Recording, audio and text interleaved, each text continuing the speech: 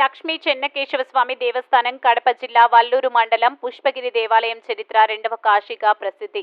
ప్రతి శనివారం అన్నదానం కార్యక్రమం నిర్వహించడం జరుగుతుంది. శ్రీ లక్ష్మీ చెన్నకేశవ స్వామి వారి చరిత్ర గురించి అఖిలపక్ష న్యూస్ ఛానల్.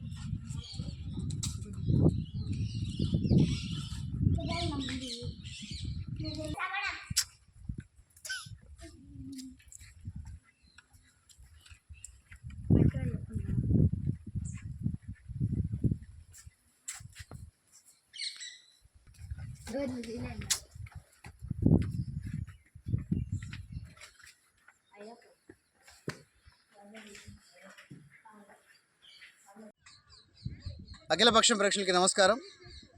ప్రస్తుతం కడప జిల్లా వల్లూరు మండలం పుష్పగిరి కొండ ప్రాంతంలో ఉన్నటువంటి లక్ష్మీ చెన్నకేశవ స్వామివారి దేవస్థానం గురించి, ఇక్కడ చరిత్ర గురించి, ఇక్కడ స్థానికంగా ఉన్నటువంటి గైడ్ ద్వారా అఖిలపక్షం ఛానల్ ద్వారా ఈ దేవస్థాన ప్రస్థానం గురించి తెలుసుకుందాం. ఇక్కడ దీని గురించి చెప్పండి. ఇది పురాతన శాఖ ఆలయము. 1954లో హ్యాండ్ఓవర్ చేసినారు పురాతన శాఖ ఆలయానికి. పురాతన శాఖానికి ఈ దేవాలయం హ్యాండ్ఓవర్ చేశారు. ఇది పూర్వం జనమేజయ మహారాజు ప్రతిష్ఠ చేసినటువంటి ఆలయము, లక్ష్మీ చెన్నకేశవ స్వామి ఆలయము.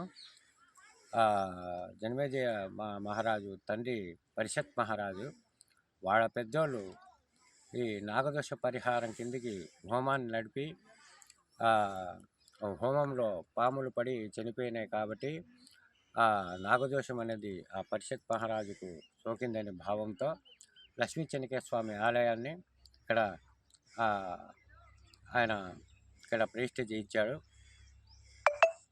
ఇది 108 శివాలయాల క్షేత్రము, వైద్యనాథుని క్షేత్రము, 8 విష్ణువాలయ నిలయము, శివకేశవ అభేద క్షేత్రము, పంచనది సంగమము, దక్షిణ కాశీ, కాశీ తర్వాత కాశీ, దక్షిణ కాశీ. ఇది పూర్వం ఇక్కడ ముసలోళ్ళు మడుగులో మునిగితే వయసోళ్ళు అవుతున్నారట.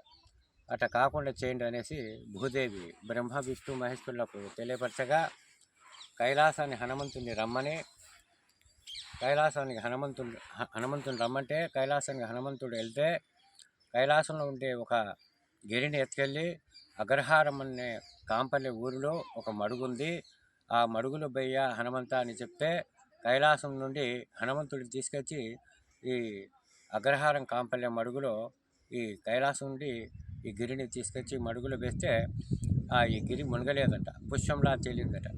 అప్పుడు బ్రహ్మ విష్ణు మహేశ్వరులకు హనుమంతుడు వేడుకోగా బ్రహ్మ విష్ణు మహేశ్వరులు జగదంబలు 6 మంది గుట్ట మీద అవతారం ఎత్తి బ్రహ్మదేవుడు, విష్ణుదేవుడు, శివదేవుడు ముగ్గురు 3 భాగాలుగా ఈ కొండను తొక్కితే ఉండేవంటి ఒక భాగం కొండ ఉత్తర దక్షిణానికి తిరిగి నిలబడింది. కాబట్టి దీన్ని దక్షిణ కాశీగా పరిస్థితుల్లోకి వస్తుంది హనుమంత అని బ్రహ్మ విష్ణు మహేశ్వరులు హనుమంతునికి అభయం ఇచ్చారట. పూర్వం అగ్రహారం కాంపల్లేదు.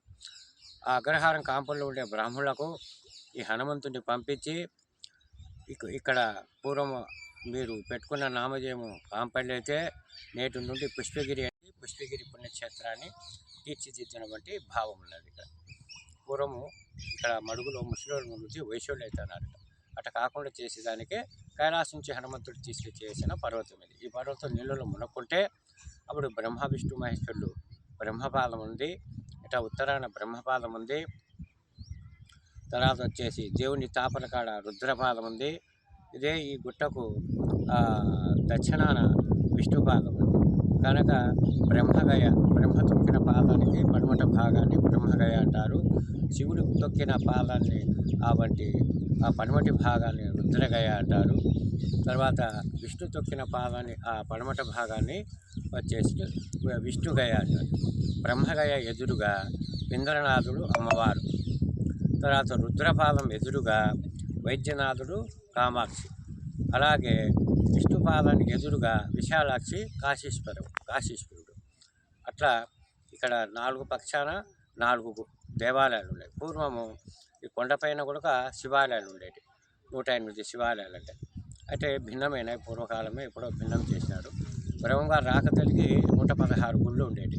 బ్రహ్మంగారు వచ్చి ఇక్కడ ఆయన శాపం పెట్టిన కారణం చేత అగ్రహారం పతనము కాకని బ్రహ్మంగారు శాపం పెట్టిన చేత ఆ గుళ్ళు అనేటివి నాశనమైన భావం మాకు కలిగింది. ఇక్కడ పూర్వం అగ్రహుల వాళ్ళు చెప్పే వంటి భావాల్ని విని వాళ్ళతో పాటు పోతూ వస్తూ ఆ భక్తులకు పూర్వం బ్రాహ్మణులు చెప్తుంటే విని చెప్పేవాడిని తప్ప సొంతంగా నేను చెప్పేది ఏమీ లేదు. అదేంటి విశేషము. ఇది దక్షిణ కాశీ శివకేశవ అభేద క్షేత్రం.